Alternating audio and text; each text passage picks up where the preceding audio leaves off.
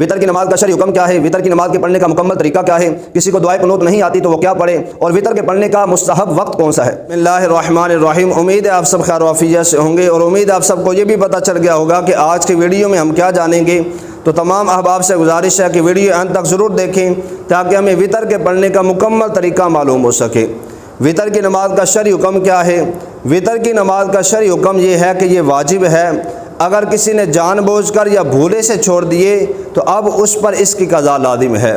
وطر کی نماز کے پڑھنے کا طریقہ یہ ہے کہ سب سے پہلے نیت کریں گے۔ نیت دل کے ارادے کو کہتے ہیں۔ دل میں نیت ہوتے ہوئے زبان سے دہرا لینا بہتر ہے۔ دل میں نیت موجود تھی، اللہ اکبر کہہ کے نماز شروع کر لی، نماز پھر بھی شروع ہو جائے گی، لیکن نیت کے الفاظ زبان سے دہرا لینا یہ بہتر ہے۔ نیت کریں گے 3 رکعت نماز وطر، واجب اس رات کے منہ طرف قبلہ شریف، اللہ اکبر۔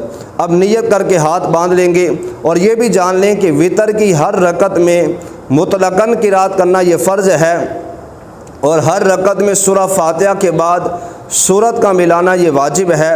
اور وطر کی جو نماز ہے اس میں جو پہلا قاعدہ ہے یہ واجب ہے۔ اگر کسی نے جان بوجھ کر چھوڑ دیا تو اس کی نماز ٹوٹ جائے گی، اگر بھولے سے رہ گیا تو آخر میں سجدہ سہو کر لے تو اس کی نماز مکمل ہو جائے گی۔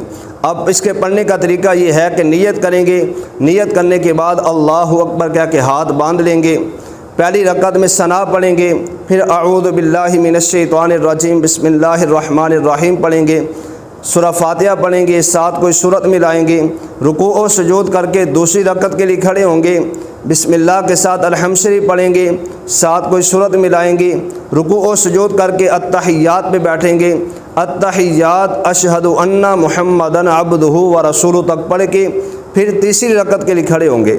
اگر کسی نے بھولے سے اشہد ان محمدن عبدہ و رسولہ تک پڑھنے کے بعد آگے درود پاک شروع کر لیا، اب اس پر سجدہ سہو لازم ہو جائے گا۔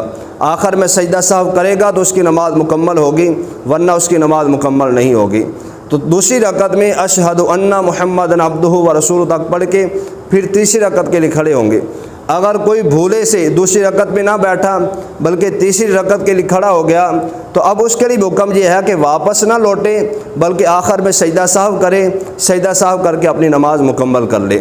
دوسری رکعت میں تشہد اشہد ان محمدن عبدہ و رسولہ تک پڑھ کے پھر تیسری رکعت کے لیے کھڑے ہوں گے، بسم اللہ کے ساتھ الحمد شریف پڑھیں گے، ساتھ کوئی سورت ملائیں گے، سورت پڑھنے کے بعد پھر تکبیر قنوت کہیں گے، یعنی اللہ اکبر کہتے ہوئے دوبارہ ہاتھ باندھیں گے، رکوع میں نہیں جائیں گے، دوبارہ اللہ اکبر کہہ کے ہاتھ باندھ کے دعائے قنوت پڑھیں گے، دعائے قنوت پڑھ کے اس کے بعد رکوع میں جائیں گے، رکوع و سجود کر کے التحیات پہ بیٹھ کے التحیات مکمل یوم یقوم الحساب تک پڑھنے کے بعد دونوں طرف سلام پھیر دیں گے۔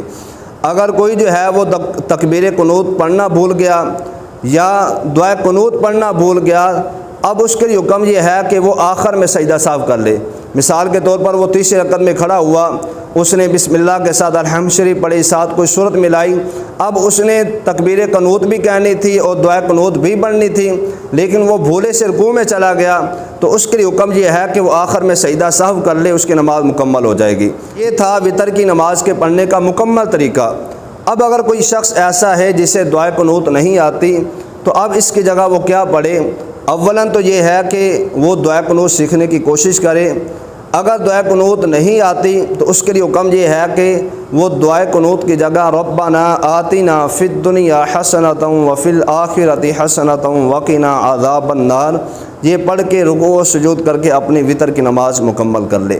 اور وطر کے پڑھنے کا جو مستحب اور بہتر وقت ہے وہ یہ ہے کہ حضور علیہ السلام نے فرمایا اگر کوئی شخص ایسا ہے جسے رات کے آخری پہر میں جاگنے پر جو ہے وہ یقین ہے کہ میں رات کے آخری پہر اٹھ سکتا ہوں تو اس کے حکم یہ ہے کہ وہ رات کے آخری پہر میں وطر کی نماز کو ادا کرے۔